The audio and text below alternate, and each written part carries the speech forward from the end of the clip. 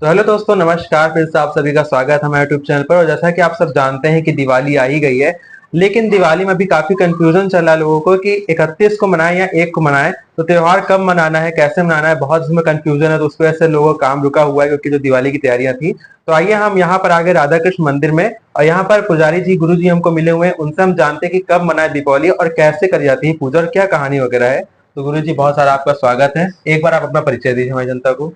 मैं स्वामी ज्योतिर्मय सरस्वती, अध्यक्ष श्री दैवी संपद मंडल आश्रम, राधा कृष्ण मंदिर, छोटी बाजार, रायबरेली जी। तो गुरुजी, हम सबसे पहला सवाल यही हमारा है कि दिवाली 31 को है या 1 को है, आप बताइए। हमारे दिवाली के संदर्भ में जी। भक्तों को काफी असमंजस की स्थिति है इस वर्ष। हाँ। क्योंकि अमावस्या काल में ही दीपावली मनाने की परंपरा हमारी प्रारंभ से हमेशा से रही है। हाँ। और इस वर्ष अमावस्या 31 तारीख को सायंकाल 3:33 से प्रारंभ होती है। अच्छा। और 1 नवंबर को ये अमावस्या सायंकाल 6:35 तक ही रहेगी। अच्छा। तो अमावस्या काल में ही दीपावली मनाने की परंपरा है। जी। अमावस्या में तो अमावस्या चूंकि हमको पूरे समय 31 और पहली की रात में ही मिल रही है, तो इसलिए अधिकांश भक्तजन जो है वह दीपावली पूर्ण रूप से ये अमावस्या काल में मनाने के लिए 31 की रात में ही मनाई जानी चाहिए, क्योंकि उसमें रात में मनाई की जाती है। जी। और कुछ वैष्णव लोगों की ऐसी भी मान्यता है कि वह उदया तिथि को लेकर के अमावस्या में दीपावली मनाने की परंपरा रही है। तो उदया तिथि तो 1 नवंबर को ही मिल रही है। हाँ। लेकिन 1 नवंबर को सायंकाल 6:30 बजे तक ही अमावस्या है। हाँ। रात्र में अमावस्या नहीं रहेगी। इसलिए श्रेष्ठ है कि हम 31 की रात को ही दीपावली का पूजन अमावस्या काल में मनाएं। अच्छा गुरुजी, इसके साथ साथ आप हमें ये बताइए कि जो दीपावली का पूजन होता है, कैसे पूजन करना चाहिए।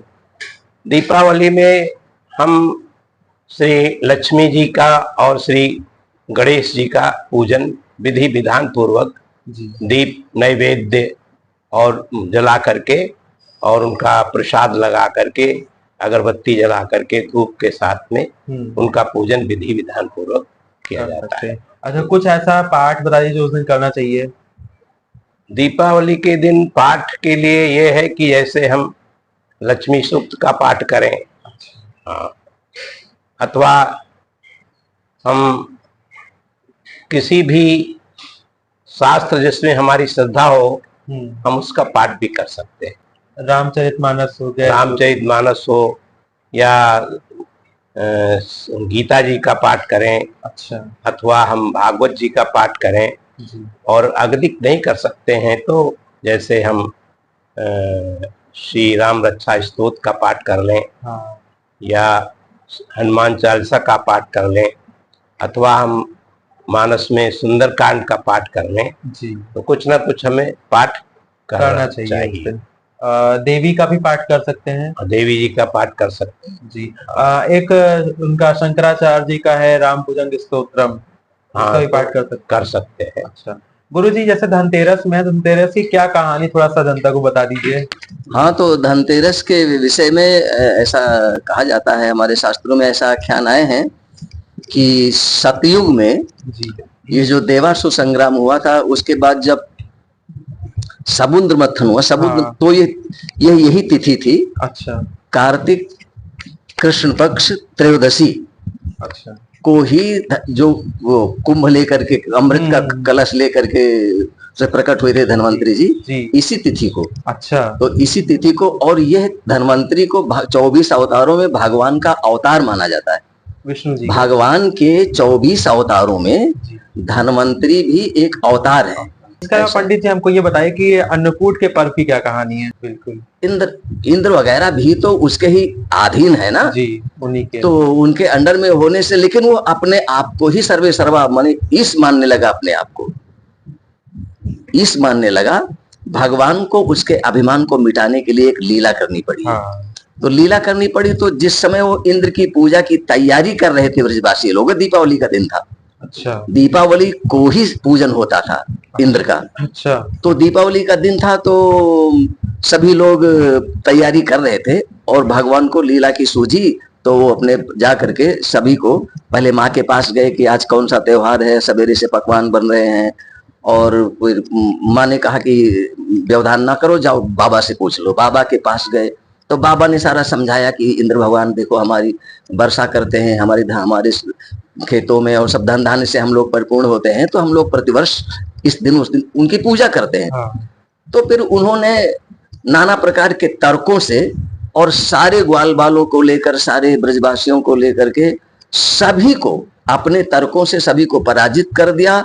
और सबको ये सहमति सबकी बनी कि नहीं, गोपाल ये कह रहे हैं, भगवान कृष्ण ये कह रहे हैं कि इंद्र की अपेक्षा गोवर्धन भगवान, क्योंकि गोवर्धन जो पर्वत था उसी पे सब गौवे चढ़ती थी और गौवे जब तृप्त हो जाती तो उनके द्वारा दूध होता था, फिर दही दमाया जाता था और गोरस निकलता था।